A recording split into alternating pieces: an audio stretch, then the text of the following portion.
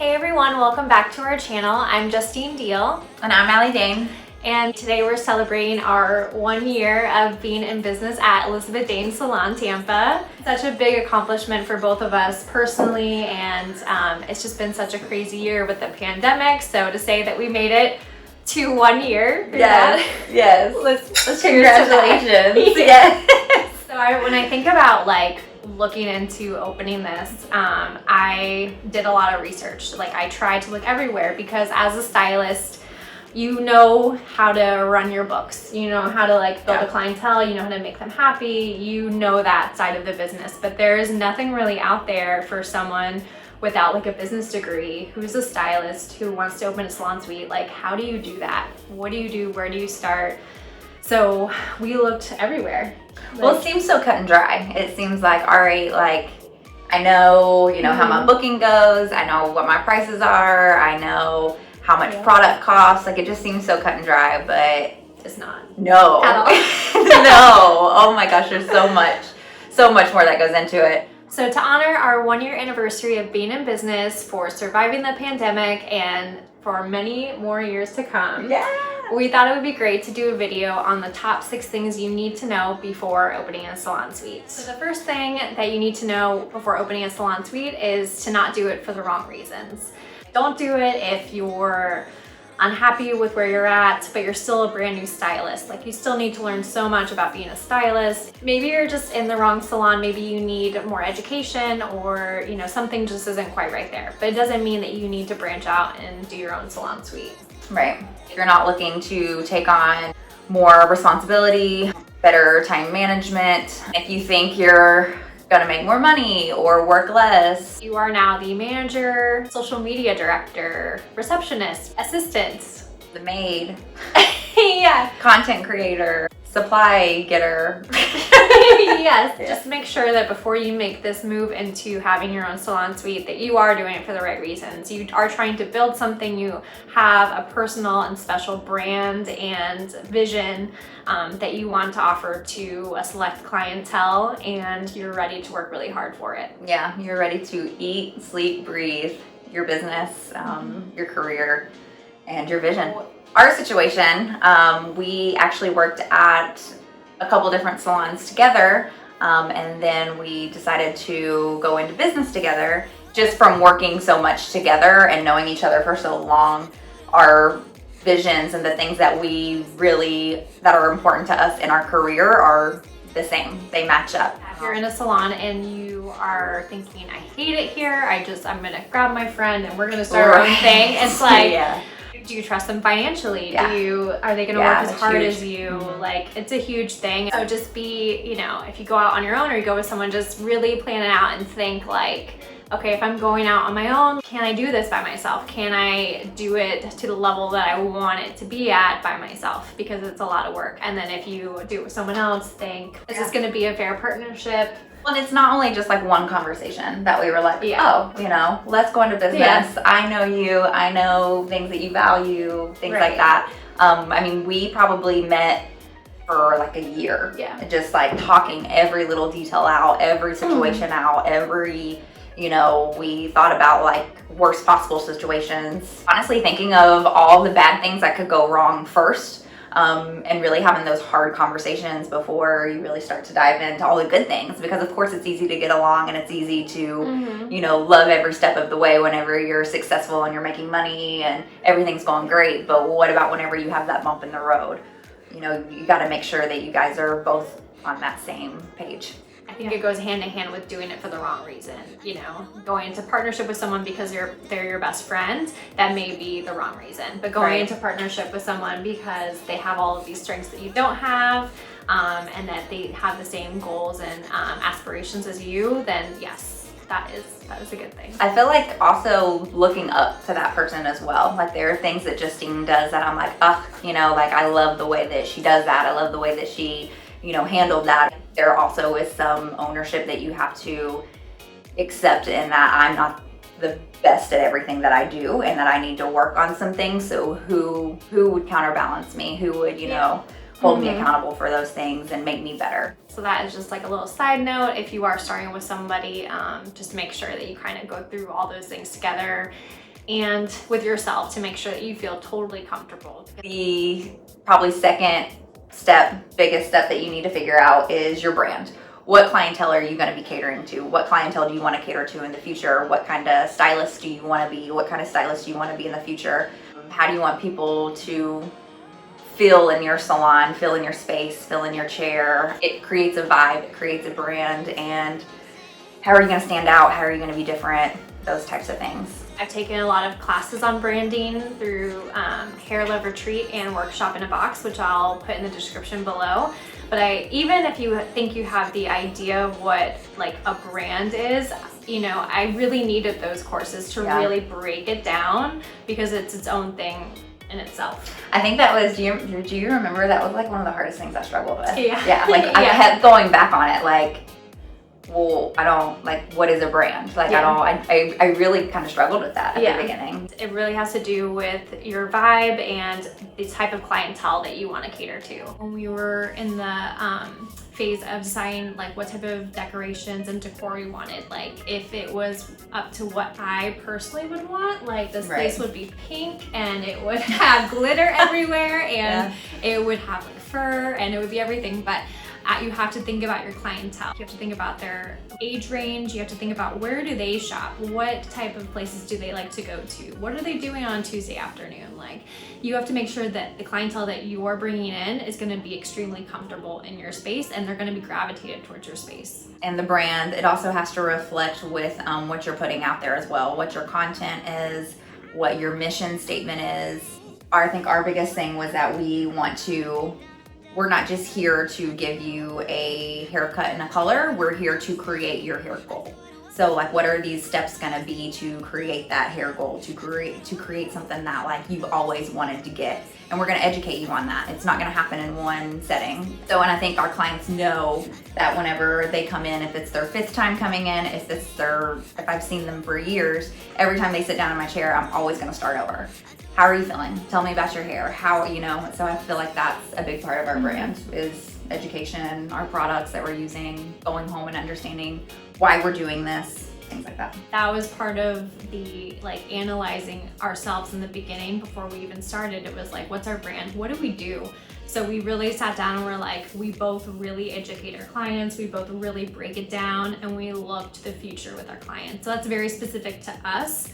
And so that has to be a part of our brand. So when you're making your own brands, look at what do I do that's special and different than the people around me, and you need to hold on tight to that, and that is your brand. Really capitalize on it. So the third thing you need to know before opening a salon suite is you need to have a business mentor. Again, this is for people without a business background. If you have a business background, I'm sure this is so much easier.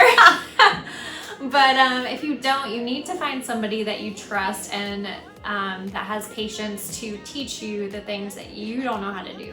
We know how to run our books as a stylist. We know how to be successful in a salon, but this is completely different, and you need to find someone that's willing to help you and to guide you. I mean, if you can find a stylist that is already a suite owner or a salon owner, that's going to be obviously amazing. Yeah, that's going to be amazing. But if you can find somebody that's kind of more in that serving industry, that caters to a clientele or to people, that's really gonna help, just because that is, you know, what you do. That business mentor is really gonna be able to guide you, to educate you on what kind of business are you opening, you know, are you gonna be an LLC? Are you gonna be a corporation? Are you gonna be a partnership? All these words that I had no idea what the meanings were. Yeah, they'll kind of guide you. That was one of the first things I wanted to do. I met with one of my clients who, I love her so much. They're so near and dear to my heart, a husband and wife. They helped us with everything. Budgeting, like you have to have a salon budget. Did you know that? How to pay taxes. Yeah. Microsoft Excel. How to pay yourself. Like, we didn't even really know how we were gonna pay ourselves. We just thought, oh, like, we're just gonna make money. Like, that's it. Like, it's just kind of talking to people, opening up your network, asking questions here or there, and then there's gonna be somebody that you click with and that you connect with, and somebody that is like, you know, you're gonna find out that, I would love to help you. I would feel free to reach out to me anytime. So please, like, that would be such a huge thing, is find a business mentor. So the fourth thing that we had to overcome was knowing what licenses, what permits, what insurances, if me and Justine needed our own separate, if Elizabeth Dayne could have it as one. So learning all of that, it's gonna differ from state to state, it's gonna differ from county to county. Very large things like your business license, like your salon license, your liability insurance, like things that are very, very important that I'm sure you have in the back of your mind, like I know I need to get that. But then there's gonna be like the small little tiny annoying things, like I need to display this piece of paper that costs $50, and if I don't have it, I can't open my business. So there's so many small little things. You have to get a tax ID number, you have to get a resale license so you can sell products. Your business mentor will help you with these things. Your accountant will help you with a lot of the tax things and the licensing you need for get an accountant. Product. People are like, oh, you don't need one. It's just money that like you don't need one. No, get an accountant. Get an accountant. They're gonna teach you so much stuff. If you feel like maybe you don't need them after a few years of having them, cool. But get an accountant. It's gonna be money well spent. Because you're gonna be asking them a lot of questions. With your business mentor, your accountant, if you have a lawyer, like get all those people together and make sure that you have crossed off all of those forms and licenses that you need before you open your salon suite. So the fifth thing you need to know before opening a salon suite is you need to create a budget. You need to create a budget for your startup expenses, and then you also need to create a budget for your monthly expenses and income. That was probably like pulling teeth for me. Tedious little things like, how much are our napkins gonna cost us? And I was just like, are you kidding me? Like, Bridicious napkins. Like, what do you mean? Like, it's...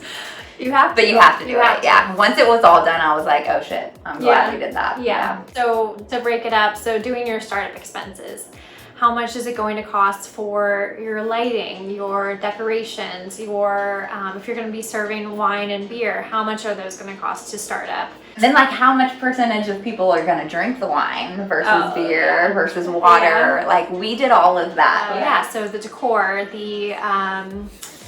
the cabinets, like the inventory, so getting your first initial purchase of your product and your color, like all of that, you need to break it down all the way, because if you don't and you just like guesstimate, you're gonna be much lower than what you're actually going to spend. You really have to think about like your day-to-day salon life. A really good way that our business mentor helped us create this budget was going through the process of what your client goes through. So they walk in, is there music playing? And of course there's music playing. Okay, well, do you have a speaker? Where's that music coming from? Do you have like a subscription to a streaming service that covers the licensing? Okay, yes, we do. Are you paying for your internet that you're streaming it from? Right, Okay, so they sit down. Is there a magazine for them to read? Okay, did you pay for that subscription? Like, how is that going to work? So I think going through the client experience is a really good way for you to make sure you don't miss anything on those startup expenses. Which also ties in your brand. You don't have to offer all of these things that, you know, we offer and that we do, but this is our brand, this is our vibe. So it's also knowing that and sticking to that and then being like, okay, so how do I make that come to life? I think that's a really good point, because we know we want our clients to have different drinks to choose from. Yes, we want them to have champagne, beer, wine, different types of water, but that might mean that maybe we don't get the super cute aprons that we want. Right. You know what I mean? Does that matter as much? It doesn't matter as much as what we offer to drink. So that's a really good way for you to know your budget and what you can afford to do. So that is for your startup expenses. And then you also need to make a budget for your monthly expenses. So you need, for us, we needed to break down how much do we bring in a month. And you can do this by, you know, what are you currently grossing in at your current salon? Like if you are at a salon that takes a percentage, you know, with factoring in without them taking their percentage, things like that. Like how much are you actually making? And also too, knowing that you may lose some clientele. So if you're currently at a salon, I think I read the statistic was 30%, like just be ready to lose about 30% of your clientele. So factor that into your budget. So for us, we did a best case and a worst case scenario. So best case scenario was all of our clients followed us. this is what we're currently bringing in, so this is what we will bring in. And then also a budget for worst case scenario. Like, okay, let's say 30% of our clients don't come to see us.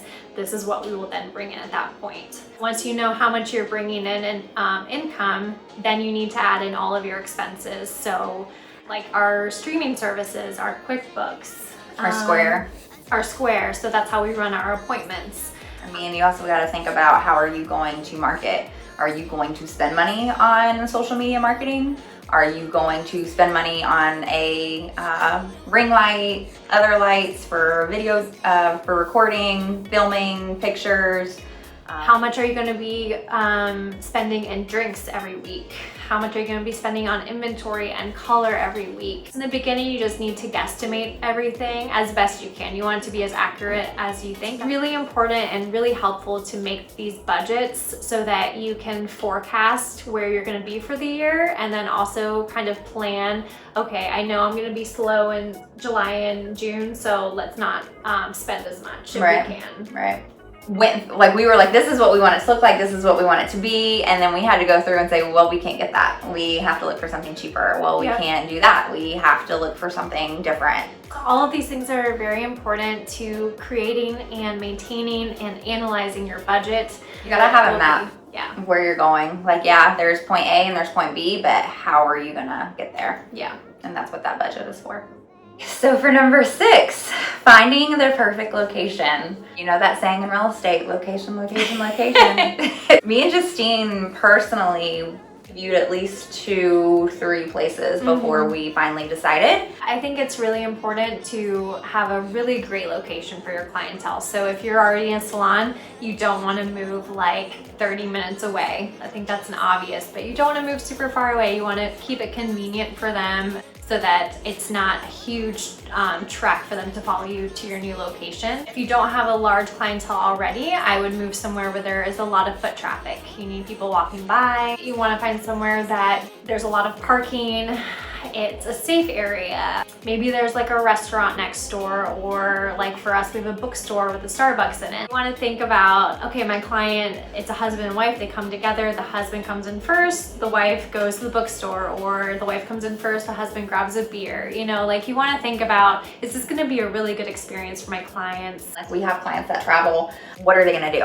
Are they just going to sit in their car because there's absolutely nothing around, or are they going to be able to go to the restaurant, grab something to eat, go to the bookstore?